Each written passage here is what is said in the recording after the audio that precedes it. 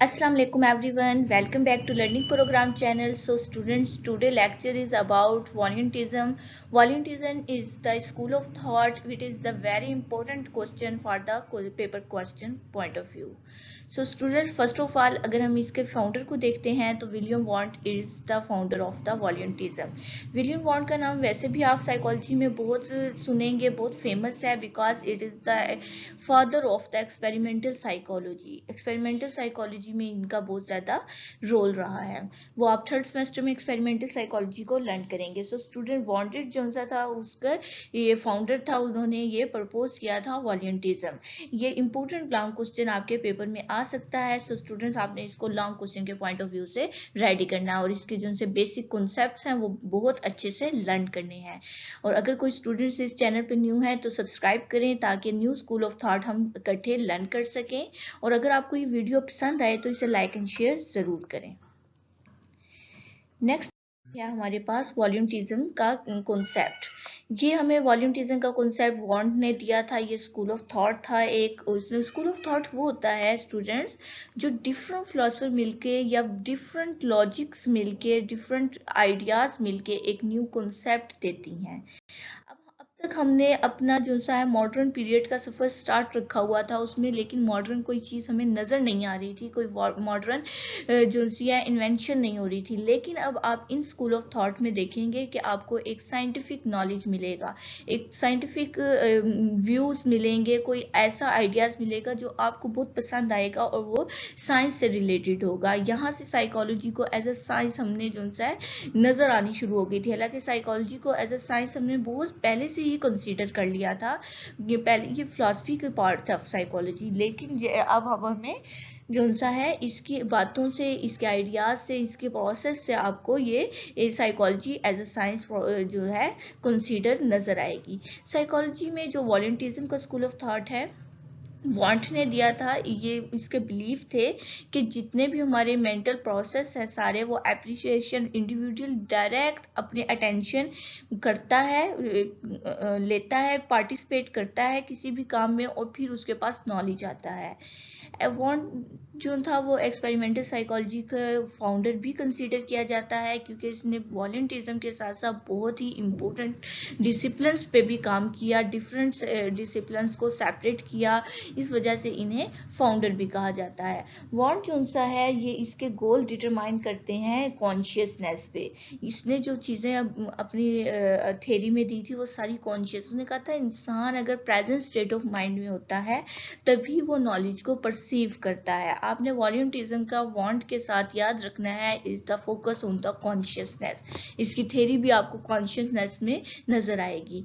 ये अपोज करता था मटेरियलिस्टिक साइकोलॉजी को, ये अपोज करता था एम्पिरिसिज्म को, ये अपोज करता था जो कि हमने पहले सब चीज़ें कर ली हैं जैसे कि रोमांटिसिज्म, एग्जिस्टेंशनल, ये सब चीज़ों को अपोज करके ये डिपेंड करता था कि कॉन्शियसनेस पे। वॉन्ट का जो गोल सिर्फ अंडरस्टैंड कॉन्शियसनेस को नहीं करना, वो कह रहा है हमने इसकी एक्सपीरियंसेस को भी अंडरस्टैंड करना है।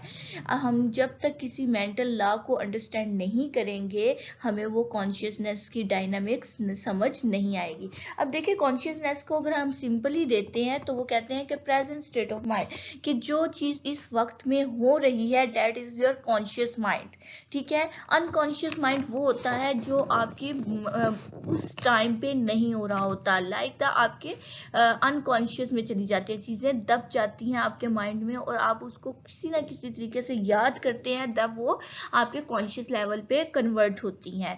सो स्टूडेंट्स, इनका जो काम है वो कह रहे हैं सिर्फ कॉन्शियस पे काम नहीं करना बल्कि मेंटल लॉ को भी समझना है। अगर आप मेंटल लॉ को अंडरस्टैंड करेंगे तभी आप कॉन्शियसनेस के डायनामिक प्रोसेस को अंडरस्टैंड करेंगे। बेसिक गोल क्या है, ये बिलीव करता था, वॉन्ट बिलीव करता था एक्सपेरिमेंटल को। वो कहता था बेसिक प्रोसेस माइंड के अंडरस्टैंड होना बहुत ज़रूरी है। जब तक हम मेंटल प्रोसेस के, हाई मेंटल प्रोसेस को, उस वक्त तक हम स्टडी नहीं कर सकते जब तक उसके बेसिक प्रोसेस नहीं पता होंगे। सो स्टूडेंट्स, ये दोनों चीज़ों पे काम करता था, simple and complex conscious phenomena पे। मतलब कि सिंपल कॉन्शियस पे नहीं वो काम करता था, वो कहता था सिंपल भी चीज़ें लेनी चाहिए और कॉम्प्लेक्स भी लेनी चाहिए, तब हमें पता चलता करता है कि उसके बेसिक जो सा है उसकी थॉट क्या है। टू मेजर गोल अगर हम देखते हैं, अगर साइकोलॉजी में आपके शॉर्ट क्वेश्चन में आता है वॉलंटिज्म के या वांट के बेसिक गोल क्या है, टू मेजर गोल क्या है, उसके मेजर गोल आपको ये नजर आ रहे हैं। To discover the basic element of thought, आप कोई चीज सोच रहे हैं उसके बेसिक एलिमेंट्स आपको लाजमी डिस्कवर करने हैं। जब आप उसके एलिमेंट डिस्कवर कर लेंगे फिर आपने उसके मेंटल एलिमेंट्स को कंबाइन कर देना है। अब आपने जब स्टार्टिंग देते हैं आप किसी भी चीज के, आप सिंपल सिंपल चीजें अंडरस्टैंड करते हैं, लेकिन आप उसके बाद उन सिंपल चीजों को कॉम्प्लेक्स चीजों के साथ कंबाइन करके उसको फिर अंडरस्टैंड करते हैं, उसे डिस्कवर करते हैं, ताकि आपको फुली डिस्कवर कर सकें आप जो भी कॉन्शियस लेवल के मेंटल प्रोसेस को अंडरस्टैंड करना चाह रहे हैं। उसके बाद इन्होंने एक और जो सी है टर्म दी थी, इमीडिएट एंड इमीडिएट एक्सपीरियंसेस। वो कहता है कि हमें तमाम साइकोलॉजी के जितने भी बिलीव्स हैं उनको साइंस पे बेस करना चाहिए, साइंटिफिक साइकोलॉजी से। नो हम मतलब कोई जजमेंटल नहीं कर सकते, कोई भी एक्सपेक्ट नहीं कर सकते चीज के हाँ ये हुआ होगा। नो, आपने उन चीजों के बेसिक चीज एलिमेंट्स देखने हैं, बेसिक थॉट देखनी है और उसे कॉम्प्लेक्स थॉट के साथ कंबाइन करके लॉजिक देनी है, और उसके बाद आपने उन चीजों को एक्सपीरियंस करने के बाद उसके बारे में कोई बात कहनी है। आपने सिर्फ एक्सपेक्टेशन जजमेंट नहीं करना किसी भी चीज को, because psychology is the branch of science, इसमें साइंटिफिक प्रोसेस है, आपने उनको स्टेप बाय स्टेप कवर करके अपनी चीज को अंडरस्टैंड करना है। वो कहते हैं जो साइंस है वो डिपेंड करती है इमीडिएट एक्सपीरियंसेस पे, और साइकोलॉजी जो सी है वो इमीडिएट एक्सपीरियंसेस पे डिपेंड करती है। ये स्टूडेंट्स लास्ट में एक्सपीरियंस है ये यहाँ पे वांट ने। उसके बाद इंपोर्टेंट अक्सर ये क्वेश्चन आता है introspection. What is the introspection student, short question के पॉइंट ऑफ व्यू से ये अभी इसी लेक्चर में आप कवर कर लें इंट्रोस्पेक्शन क्या है। अगर आपको इसको मैं बिल्कुल ही सिंपल बताती हूँ, इंट्रोस्पेक्शन होता है किसी चीज को एनालाइज करना, किसी चीज को डिटेक्ट करना, किसी चीज को डेप्थ में जाके उसको स्टडी करना। वांट ने यूज किया था डिफरेंट मेथड, इंट्रोस्पेक्शन भी उन्हीं में से एक मेथड है। इसने कहा था ये डेफिनेशन आती है आपके पास इंट्रोस्पेक्शन की, अगर आपने स्पेसिफिक इंट्रोस्पेक्शन की डेफिनेशन को अंडरस्टैंड करना है या लर्न करना है पेपर के पॉइंट ऑफ व्यू से। सो स्टूडेंट्स आपके पास इंट्रोस्पेक्शन आता है तो आपने सिर्फ क्वेश्चन में उठा के उसकी डेफिनेशन नहीं लिख देनी, आपने जरूर उससे पहले एक लाइन में उसका इंट्रो देना है कि इसे प्रपोज किसने किया, इसको यूज किसने किया और ये है क्या। ये एक मेथड है, ठीक है, स्टडी करने का, और वांट ने इसे यूज किया। Reflecting of one subjective experience, उसने ऑब्जेक्टिव नहीं कहा, सब्जेक्टिव इसीलिए कहा कि इन डेप्थ में जाके एक्सपीरियंस करना है, उसके सिंपल एंड कॉम्प्लेक्स मटेरियल्स देखने हैं। फिर उसको direct toward the detection of the presence या एब्सेंस ऑफ द सेंसेशन।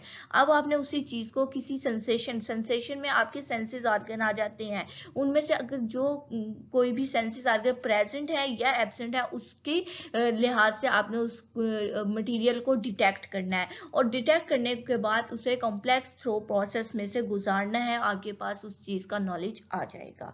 मतलब उसकी सिंपल ही बात आपको उर्दू में समझाती हूँ। वो कहता है चीजों को किसी से सुन के डिटरमाइन मत करें, चीजों को डिटेक्ट करें, चीजों को अच्छे से अंडरस्टैंड करें थ्रू द कॉम्प्लेक्स प्रोसेस से। नेक्स्ट आते हैं बेसिक एलिमेंट्स। ये भी शॉर्ट क्वेश्चन वॉलंटिज्म का याद रखिएगा स्टूडेंट, शॉर्ट के क्वेश्चन भी बहुत ज़्यादा इसमें से बनते हैं कि बेसिक एलिमेंट्स कौन कौन से थे थॉट के, या थॉट पे किसने काम किया, या हमारे पास सो स्टूडेंट्स हम लर्न कर रहे the elements of thought. Elements हमारे पास कौन कौन से हैं, थॉट पे काम किया है वॉलंटिज्म ने। मैं आपको लोगों को बता रही थी कि शॉर्ट क्वेश्चन के पॉइंट ऑफ व्यू और लॉन्ग क्वेश्चन के वॉलंटिज्म बहुत इंपॉर्टेंट है। सो स्टूडेंट बेसिक सेंसेशन जो सी है हमारे पास वो होते हैं मोर कॉम्प्लेक्स थॉट। सेंसेशन से हमारे पास आती हैं कॉम्प्लेक्स थॉट और वहां से हमारी थॉट स्टार्ट होती हैं। Two basic type of mental experience है। अगर आपसे मेंटल एक्सपीरियंसेस का कोई डेफिनेशन पूछता है तो वो है आपके पास the basic sensation from the more complex thought और ड्राइव। तो सेंसेशन एंड फीलिंग्स, इससे पहले भी किसी पर्सन ने दो चीजों पे काम किया है, अगर आपको लर्न हो तो स्टूडेंट्स कमेंट बॉक्स में मुझे बताएं सेंसेशन पे किस हमारे पास फिलोसफर ने काम किया, और बहुत ही इंपॉर्टेंट काम किया था उसने सेंसेशन। उसने कहा था नॉलेज हमारे पास सेंसेशन से आती है, और साथ में परसेप्शंस थी उसकी कि वो किस तरह हम परसीव करते हैं। सो स्टूडेंट स्टूडेंट्स मुझे कमेंट बॉक्स में आपने ज़रूर बताना है कि कौन सा फिलासफर था जिसने सेंसेशन पे काम किया था इससे पहले। इन छोटे छोटे क्वेश्चन से आपकी अंडरस्टैंडिंग होगी, हिस्ट्री को आप डीपली अंडरस्टैंड कर सकेंगे। सो स्टूडेंट्स, इसने कहा कि सेंसेशन, इसने बहुत अच्छी बात की। इसने कहा हमारे सेंस आर्गन जो से होते हैं वो किसी भी स्टिमुलस को लेते हैं और उसके रिजल्ट में हमारे ब्रेन तक इम्पल्स जाती हैं। यहाँ तक बातें उसने भी कह दी थी, लेकिन बहुत सिंपल की थी, इस तरह डायरेक्टली लफ्ज में नहीं की थी। लेकिन इन्होंने बहुत ही अच्छे लफ्जों में कहा कि सेंसेस आर्गन जो है वो स्टिमुलेट करते हैं किसी भी चीज को, किसी भी स्टिमुलस को, और फिर उसके रिजल्ट में वो इम्पल्स जाती हैं सेंसेशन के जरिए और ब्रेन तक मैसेज पहुंच जाता है। उसने कहा सेंसेशन भी हमारे पास दो तरह की आती हैं। किस तरह? मोडेलिटी होती है सेंसेशन की, इंटेंसिटी। अब देखिए, सम टाइम आपको एग्जांपल देती हूँ, आपको कोई थप्पड़ लगा देता है। अब बाज दफा उस थप्पड़ का आपको नहीं पता चलता और बाज दफा वही थप्पड़ आपको बहुत ज्यादा जोर से लगता है, because it is the intensity of the slap. ठीक है स्टूडेंट्स, ये होती है आपकी मोडेलिटी एंड इंटेंसिटी। अब मोडेलिटी और इंटेंसिटी में क्या फर्क है? अगर किसी चीज को आप विजुअल कर रहे हैं, ऑडिटरी कर रहे हैं, टेस्ट कर रहे हैं, अगर इस तरह की कोई चीज कर रहे हैं, दैट इज अ मोडेलिटी। अगर आपको किसी चीज की पिच पता चल रही है, उसकी लाउडनेस पता चल रही है, दैट इज द इंटेंसिटी। ये आपकी डिपेंड करती है आपके स्टिमुलस पे। जितनी ज्यादा इंटेंसिटी होगी उतनी ज्यादा आपके पास मैसेज ब्रेन तक जाएगा। तो स्टूडेंट्स, उसने कहा सेंसेशन को अगर हम फर्दर एनालाइज करें तो वो हमारे पास क्वालिटी को भी डिटरमाइन करती है। जैसे किसी चीज़ की कलरिंग, हम कहते हैं कि ये चीज़ बहुत अच्छी लग रही है, ये रेड कलर की है और ये कलर ब्लैक है, ये बहुत सूट कर रहा है। ये क्वालिटी भी हमारे एलिमेंट्स ऑफ द थॉट हैं। फीलिंग्स क्या होती हैं? फीलिंग्स पे इन्होंने काम किया। उन्होंने कहा, वांटेड ने कहा कि हमारे जो इमोशंस होते हैं वो कंबाइन हो जाते हैं, डिफरेंट फीलिंग्स बना देते हैं। जब हमारे पास डिफरेंट इमोशंस कंबाइन होकर एक फीलिंग्स को क्रिएट करते हैं, that is called the feeling. और फीलिंग पे आहिस्ता आहिस्ता आप देखेंगे और हमारे पास स्कूल ऑफ थॉट जो है वो भी फर्दर इस पे कॉन्सेप्ट देंगे। एक इनकी थ्योरी थी फीलिंग्स पे, ट्राई डायमेंशन, बहुत ही इंपॉर्टेंट है वांट की। ये इंपॉर्टेंट इसलिए है जो स्टूडेंट्स क्वेश्चन, शॉर्ट क्वेश्चन या एमसीक्यूज की प्रिपरेशन कर रहे हैं, वो उन स्टूडेंट्स के लिए बहुत इंपॉर्टेंट है। अक्सर ये शॉर्ट क्वेश्चन में आती है। आप लोग देखेंगे फीलिंग्स की जो थ्योरी है वो आपको और भी बहुत सी मिलेंगी, लेकिन try dimension theory of feeling जो है वो हमें वांट ने दी थी और 3 उसने कॉन्सेप्ट दिए थे। उसने कहा था अगर आप प्लेयर हैं तो अनप्लेयर्स उसके ऑपोजिशन जरूर होता है। अगर आप एक्साइटमेंट है तो काम भी होंगे, अगर आप स्ट्रेन है तो रिलैक्स भी होंगे। ये इसने basically 3 dimension theory of feelings को कॉन्सेप्ट दिया।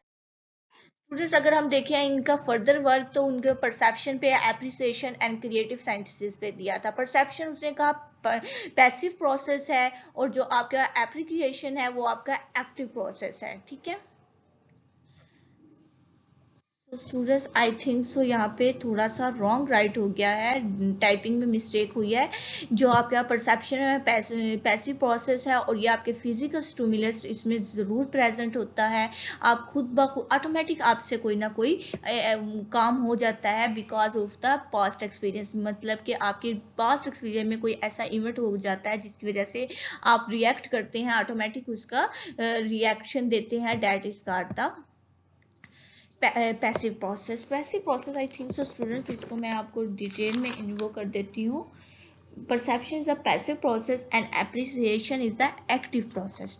ये स्टूडेंट्स यहाँ पे आप अपने राइट कर लिएगा। ये और जो एप्रिसिएशन होता है ये हैंड टू हैंड आपकी अटेंडेड होती है। एप्रिसिएशन, आपने किसी चीज़ को, आपको कोई चीज़ अच्छी लगती है, आप उसकी तारीफ कर देते हैं, ये एक एक्टिव प्रोसेस है। इसमें ये ऑटोमेटिक नहीं होती। आपका दिल करता है तो आप किसी की तारीफ करते हैं, आपका दिल करता है आप किसी की बुराई करते हैं।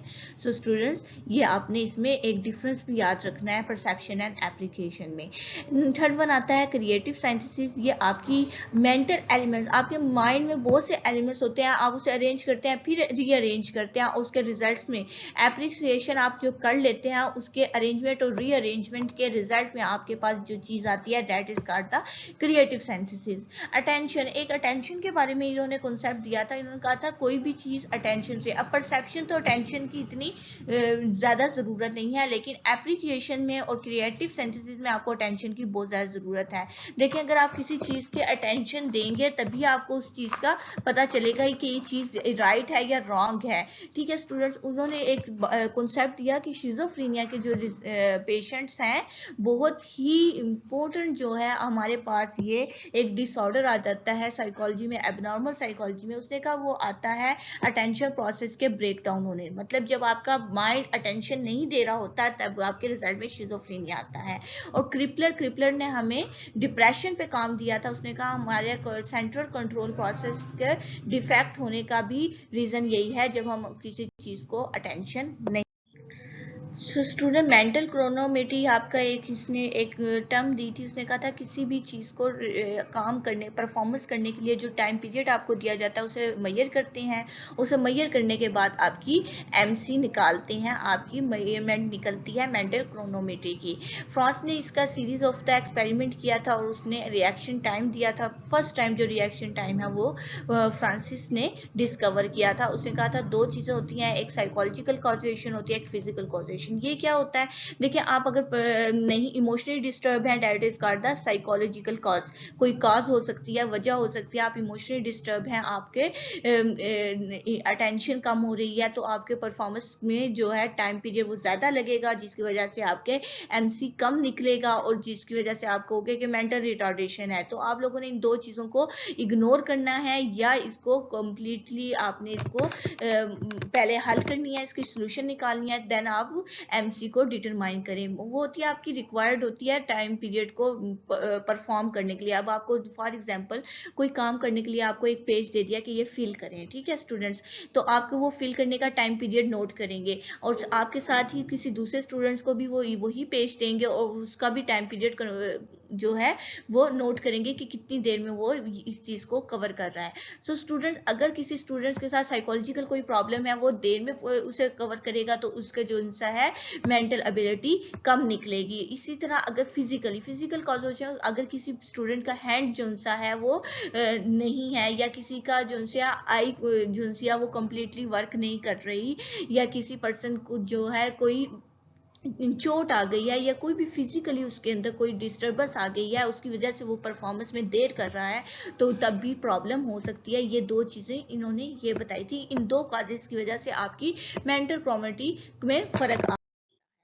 वॉल्कर साइकोलॉजी क्या थी? एक साइकोलॉजी की न्यू टर्म्स इन्होंने दी थी। उसमें इसने कहा था वॉन्ट ने कि एक मेंटल प्रोसेस होती है जो आपके स्टडी ऑफ द कल्चर, आप कल्चर टू कल्चर आपकी नॉलेज चेंज होता है, सोशल कस्टम के लिहाज से, history, language and moral art, ये सब चीज़ें वो हैं कि जिस पे डिपेंड करती है आपकी मेंटल प्रोसेस। देखें फॉर एग्जांपल यहाँ के अगर आप एशिया का कल्चर देखेंगे, आपको थोड़ा सा अकॉर्डिंग टू रिलीजन के कॉन्सेप्ट मिलेगा, लेकिन आप यूरोप में जाके वही कल्चर देखें, आपको रिलीजन्स का कुछ पता ही नहीं होगा। सो स्टूडेंट्स, उसने कहा मेंटल प्रोसेस डिपेंड करती है आपके कल्चर पे, आपकी सोसाइटी पे करती है, आपकी आप जिन लोगों में बैठते हैं आपकी जो सी मेंटल थॉट है वो वैसी ही हो जाती हैं, आपके कस्टम्स पे करती हैं। अब देखिए जिन लोगों में, अब आप जाके केपीके में चले जाएं, आप बलोचिस्तान में चले जाएं, उनके कस्टम्स देखें, उनकी रवायात देखें, आप वहाँ पे स्टेबल ही नहीं कर पाएंगे, because it is the custom of the this area. तो कस्टम के लिहाज से भी आपके मेंटल प्रोसेस जो उनसे होते हैं वो चेंज होते हैं, आपकी हिस्ट्री के लिहाज से आपकी लैंग्वेज चेंज होती है, मोरल आर्ट्स, आप इन सब चीज़ें आपकी वेरी कर रही होती हैं from the place to place. Wundt ने डिफरेंट टॉपिक्स पे काम किया, 20 इयर्स इसने अपनी लाइफ के गुजारे और इसने 10 वॉल्यूम्स भी हमें दिए for the study of the language पे इन्होंने बहुत अच्छा काम किया। इसने 3 स्टेज कौन कौन सी दी थी? इसने कहा था कोई भी स्पीकर जो है वो अप्रिसिएट हो सकता है जब वो जनरल इंप्रेशन देगा, एक आम से इंप्रेशन देने। वो कहते हैं आप मत चाया करें कि स्पेसिफिक काम करें, आप एक जनरल काम करें लेकिन उस काम को परफेक्ट करें। उसके बाद कहा कोई भी स्पीकर चूज करे अपने वर्ड सेंटेंस जो सा उसने जो भी वर्ड्स यूज करने हैं, सेंटेंस यूज करना है, उसका स्ट्रक्चर जो यूज करना है वो एक जनरल इंप्रेशन होना चाहिए। स्टूडेंट्स, मैं अपने लेक्चर में क्यों इतनी उर्दू यूज कर रही हूँ आप लोगों के लिए कि स्टूडेंट्स जब फर्स्टली एंटर होते हैं साइकोलॉजी में, वो नहीं हर स्टूडेंट्स इंग्लिश को कवर कर पा रहा होता, तो उनके लिए जनरल इंप्रेशन दे रही होती हूँ, general sentence and words use करती हूँ कि आप लोगों को इजीली अंडरस्टैंड हो जाए। उसके बाद जो लिसनर होता है वो हेयरिंग के बाद उन लफ्ज एंड सेंटेंस सेंटेंस को अपनी स्पीकिंग में भी यूज कर सके। आपकी स्पीकिंग ऐसी होनी चाहिए। ये बेसिक 3 स्टेजेस थे। I think so vulgar psychology पे आए तो स्टूडेंट्स ये आप लोगों ने शॉर्ट में लिख देना है कि इसके बेसिकली 3 स्टेजेस इसने दी थी। 20 ईयर्स ने स्पेंड किए थे, जिसमें 10 वॉल्यूम्स इन्होंने दिए थे, और इन्होंने कहा था कि हाई मेंटल प्रोसेस जो है वो हमारे पास डिफरेंट हो जाती है हमारे culture, social custom, history and language में। स्टूडेंट्स ये आपका यहाँ पे वॉलंटिज्म आके कवर हो जाता है टॉपिक। आपने इसको बहुत अच्छे से लर्न करना है। अगर आपको ये वीडियो पसंद आए तो इसे लाइक एंड शेयर जरूर करें। स्टूडेंट्स, शेयर करने से आपका नॉलेज इंक्रीज होगा, दूसरे स्टूडेंट्स को पता चलेगा, दूसरे स्टूडेंट वॉलंटिज्म को अच्छे से लर्न करेंगे। सो अल्लाह हाफिज।